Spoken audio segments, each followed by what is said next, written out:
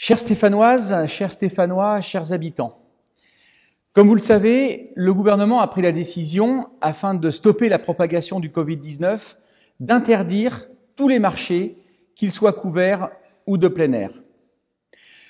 Lors de son interview télévisée, Édouard Philippe a inscrit cela dans le train de mesures destiné à renforcer les moyens de lutte contre le virus.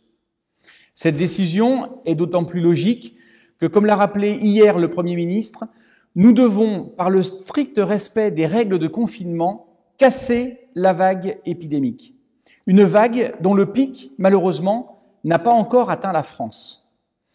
Il s'agit de faire en sorte que nos structures sanitaires puissent, au mieux de leurs possibilités, en tenant compte aussi de l'épuisement des personnels de santé, faire face aux conséquences de cette vague. Aujourd'hui, la communauté médicale et scientifique semble s'accorder pour dire que ce sommet épidémique interviendra en milieu de semaine prochaine. Notre seul souci doit être de renforcer, par tous les moyens, les capacités sanitaires locales afin qu'elles aident à la protection de la population. Face à cela, quels sont les enjeux ? Il n'en existe qu'un seul et unique, sauver des vies. Pourtant, hier, le gouvernement a annoncé un certain nombre d'assouplissements des règles dérogatoires applicables au marché. Disons-le, sous la pression des demandes émanant de certains élus, le gouvernement a reculé de manière assez incompréhensible. Alors que le contexte sanitaire, je le rappelle de l'aveu même du Premier ministre, justifie la poursuite du confinement, puisque le sommet de la vague épidémique n'a pas encore touché la France, est-il alors responsable de solliciter des dérogations pour la tenue des marchés ? Le contexte médical serait-il à géométrie variable au point de rendre possible les marchés dans tous nos quartiers ? Un tel revirement a de quoi interroger. De même que l'attitude de ceux qui, parmi les élus, exercent des pressions pour obtenir la tenue des marchés. La logique gouvernementale, jusque-là portée par le souci de la sécurité sanitaire, semble soudainement avoir changé de cap. Comment peut-on sérieusement annoncer le même jour le prolongement du confinement jusqu'au 15 avril pour briser la vague épidémique et en même temps proposer l'assouplissement des règles de tenue des marchés, pourtant présentées quelques jours auparavant comme indispensables à la protection des vies de nos concitoyens ? Pour ma part, en mon âme et conscience, après avoir consulté les autorités sanitaires au niveau local, je ne solliciterai aucune dérogation. J'estime qu'il est de mon devoir, en tant que maire, de protéger la population contre un risque sanitaire majeur. Toute attitude différente, je le dis, serait, dans le contexte actuel, parfaitement irresponsable. Cette position est dictée par la règle absolue que je m'impose depuis le début de la crise.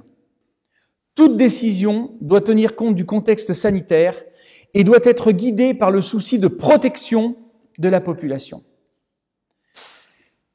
Chers habitants, je préfère me tromper en ayant le sentiment de tout faire pour vous protéger, plutôt que d'agir de manière irresponsable en cédant par calcul aux sirènes d'une frange de l'opinion publique, prenant ainsi le risque de vous exposer à un danger sanitaire majeur. Pour autant, cette évaluation que je conduis quotidiennement n'est pas figée. Aussi, si dans une semaine, il apparaît que les conditions seraient à nouveau réunies pour assurer la tenue des marchés, je n'hésiterai pas à solliciter une dérogation afin de les autoriser dans des conditions optimales de sécurité sanitaire. Cette décision, je la prends afin de permettre au personnel soignant de pouvoir combattre au niveau local ce pic épidémique dans les meilleures conditions possibles. Pour autant, je suis aussi conscient que la population doit pouvoir continuer à s'approvisionner de manière aussi diversifiée que possible en produits de qualité pour se nourrir. L'offre actuelle présente dans nos commerces est suffisante. Je souhaite néanmoins la renforcer afin de sécuriser au maximum l'approvisionnement alimentaire des Stéphanois.